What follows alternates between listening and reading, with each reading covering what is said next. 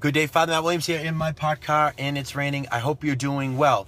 Okay, so now we've been focusing on the letter I in the word saint, and that stands for the great I am. Now we're going to move to N, which stands for our neighbor.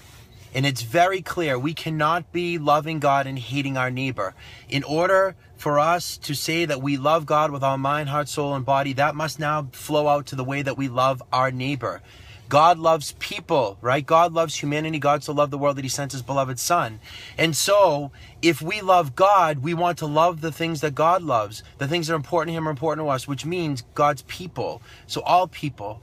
There's a story that Jesus shares, the parable of the Good Samaritan, when Jesus was in conversation with someone, and he says, well, then who is my neighbor, right? And Jesus tells the story of the Good Samaritan, defining what neighbor is. And essentially, a neighbor, according to this parable of the Good Samaritan, is not just the person that we're friendly with or the person next door, the people we have an acquaintance with, but even the person that we might have a disagreement with, a person that we might be segregated or have prejudices towards, people that we might not even like.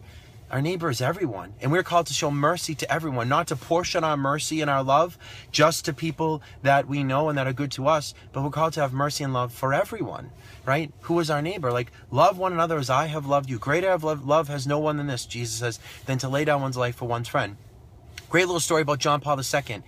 Every day, Pope St. John Paul II would pray for everyone he was going to encounter that day, and at the end of the day, he prayed for all those he encountered that day.